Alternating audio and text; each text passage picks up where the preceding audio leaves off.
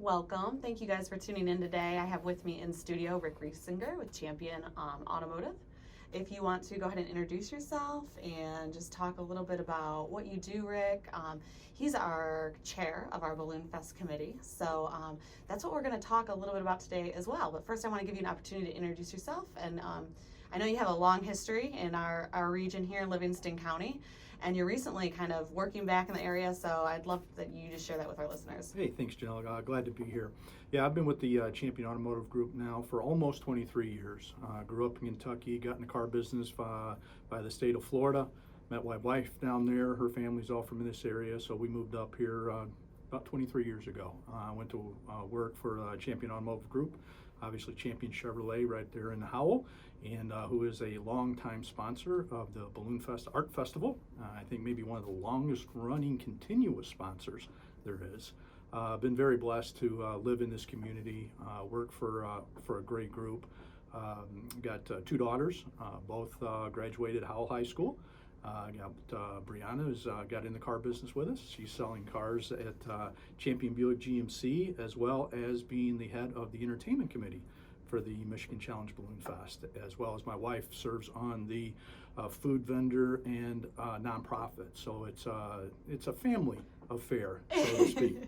It is. And then my youngest daughter, Brittany, is going to college, and we're really proud of her too. She's playing college softball out there.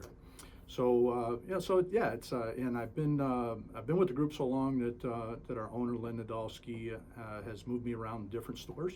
I think this is the 5th store that I've worked in now for him out of 7, and spent a little time in Lansing. Then I went to Royal Oak, to our Royal Oak location, so fairly long commutes both ways, but now I'm at Champion Chevrolet in Fowlerville. I'm the general manager out there, and really glad to be back home here in Livingston County.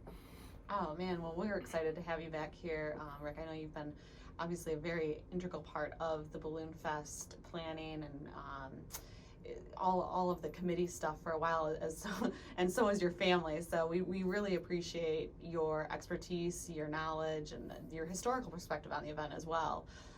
So I want you to, if you could, share a little bit of that history with some of our listeners today. I think that, how long has Balloonfest been going on? How long have you been involved with it on the committee and the planning side, or in other capacities as well? Well, the Michigan Challenge Balloonfest first year, I believe, was in 1985. They got kicked off, so we just celebrated our 35th anniversary, and 36 should have been last year if I got my math right. You're 100% right. Yeah. And hopefully we'll see something for the 37th Balloonfest. A lot of planning going into that right now. But I've been involved with the Balloonfest really since I moved to Livingston County in one form or another. As most, I started out as a fan, took the family in strollers to watch the balloons, and then obviously working for Champion Chevrolet, being a longtime sponsor, I was kind of the point person, helped coordinated it. So as a vendor is really how I got involved with the Balloonfest. And then at some point, got involved as far as to get on the committee. I was asked to join the committee. Actually, I had some suggestions for the committee. That's a great way to get involved, or I had some to volunteer yourself for a committee. Yeah, I had some suggestions, and then I think it was Sue Delato. I had some suggestions. Said, why don't you call Michelle Token and express your ideas? And next thing I know, I was expressing my ideas in a committee meeting as a assistant chair on the food vendor committee. And so I think I did that for, I forget now, 4, 5, 6, 7 years, something like that. And then I was asked to be vice chair. And then in the structure of our committee, you get to be the vice chair for 2 years, kind of learn the ropes before you have to become chairman. And you're currently chairman. And my math is right. I think this is my 5th or 6th year as chairman. Okay. And normally you only do 2, so I don't know if. But you're just extra lucky, right? I'm extra lucky, or I can't seem to get it right, so they don't want me to leave until I can get it right. So, but I've been very pleased and blessed to serve with a lot of great people over the years, and obviously our current situation, we need some stability. in our group, on the committee. So I felt it was best to stay on. Again, not that I was asked, so to speak. It was just, but I'm glad to be here. Yeah, well, and we really appreciate you doing that, because I think it's really critical during this time to make sure that we have some sort of continuity, especially within the committee, because we've had a lot of internal changeovers as well. So I think that having your expertise and you remaining in this role will be vital to the success of what we're looking at for this coming year. So we appreciate that. Well, thank you, Janelle. And even though I may be the chairman, sometimes I often think the chairman's really just the person out front. Mm-hmm. It's as the chairman, I get lucky in that I get to work with a lot of great people, a lot of other chairmen in the different committees, and it's something that one person can't do, 2 people can't do, 10 people can't put this event on. It takes the I'll say it takes the love and dedication of a lot of people that care a lot about their community and want to offer something out there for the families in our organization. And it's just the continuity. It's as you say that, there's a lot of people that's been on the committee as long as I have, if not longer, that make this thing happen. So, and that kind of is going to lead me into my next question. Is you mentioned the committee, and I don't think that there's a lot of realization how many, like you said, that heavy lift, how many people this really takes, and there are so many people involved in multiple capacities and in different ways. But about how many people participate actively on the committee? Actively on the committee that participate, that show up at our meetings is a good 10 to 12, and those are the ones that can show up, or I guess they can Zoom now. Yep. Even though the past year we've been Zooming it, there's a good 10 or 12 people that are actively there. But when it gets closer to the event, there's more and more people that show up to the committee events, because there's some of the stuff doesn't really get rolling until you get close to the event itself. Yeah. Somebody says, well, when do you start playing in the Balloonfest overall? And we start playing it the day after it ends. We start playing it the next year. It takes 365 days worth of planning to put this event together. When you think about all the volunteers that have to be had to get out there to make the event happen, and I'm not just talking about the chairman of the different committees. I'm talking about the ticket takers. I'm talking about the parking attendants. I'm talking about the people that pick the trash up, that set the tents up. That's hundreds. Hundreds. Yeah.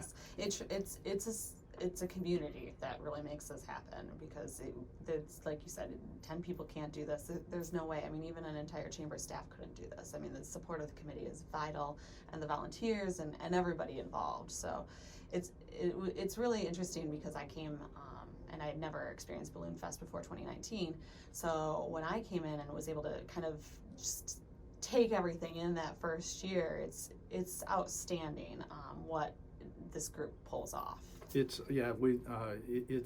really exciting, when you talk about it, and I literally mean we start planning the event the day after it's over, and it's really we start planning the next event during the event, because even though we're 35, 36, 37 years in, there's always something new to learn, some different idea, something way to do it a little bit differently to give a better show, if you will, to our community.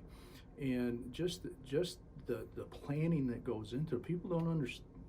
I don't think people recognize how hard that all these individuals work. And the elements and everything that they're kind of under too. So you're either being baked in the hot sun, you're getting poured on, and sometimes walking the school grounds in sub-zero temperatures in your work shoes, just trying to figure out where things are going to go in advance. So I could, I echo your sentiment, and I definitely appreciate you sharing all of this with our listeners, because it is something that, I think as an organization, we need to do a better job of sharing these stories, the stories of the people that are behind the scenes, that are, not necessarily out front and center. And again, that goes all the way down to the volunteers and just really everybody that is involved. So we're getting a little closer on time here. We still have a few minutes, but I wanted to just spend a little bit of time talking about, what are you guys thinking for this year? Is it I know that we don't really have a lot of these details ironed out, but what can you share with our listeners of what they might be able to expect this year? Well, as of right now, we hope in our planning that you will see balloons over Howell the last weekend in June. Under what format, we don't know as of yet, but that's our plan, is that you will see some balloons over Howell. Obviously, the first and foremost thing we have to take into consideration is the safety of everybody. We don't know under what capacity that we'll be able to have people in and around the balloons. We are planning on having some launches, but again, we got to think about the safety, not only the safety of the pilots, safety of the committee members, but the safety of our community. So whatever we end up doing, I can guarantee you that we are going to have all the proper safety protocols in place to have a safe and still fun event and keep the Michigan Challenge Balloonfest out there in people's minds. Awesome. Well, thank you for sharing that with us, Rick, and we so appreciate your leadership. It's just, we're very lucky, we feel, to have you at the Chamber and guiding us through this really challenging time, because I do understand, and I think a lot of our listeners will understand as well, that is our top priority, is making sure that we're keeping the safety of our community top of mind, and that challenge, and the challenge in that is we don't really know where we're going to be. So Right. I think everybody's still, we're not the only people having this type of experience. There are many businesses out there, many other organizations that are still kind of dealing with these challenges as well. So we're navigating as best as we can, and like I said, we're grateful for your leadership in navigating us through this time. Thank you, Jim. We have just under a minute left, and I want to make sure that people know kind of where to find you, or if they have some suggestions for our event, where they might be able to go. Yeah, obviously you can contact the Chamber with any ideas and suggestions, and that would get filtered through to the chairman and to the other committee members. You can reach me by my personal cell phone. I'll give it to you, 810-577-5855. I'm available all the time. I'll take any calls or suggestions or texts, good or bad. Or you can email me. My email address is rwresinger, rwresinger @gmail.com. Awesome. Well, thanks again, Rick. I really can't thank you enough for your time today and sharing with our listeners some of these integral pieces that are really what brings the whole event together. So, we're really looking forward to what you guys have in store this year and in many years to come, hopefully. That's the plan. And like I said, last weekend of June, weather permitting, look up in the skies. You're going to see some balloons. Awesome. Thank you. Thank you. Up next, we'll have Laura Panozzi with One Hope Wine and K&E Realty.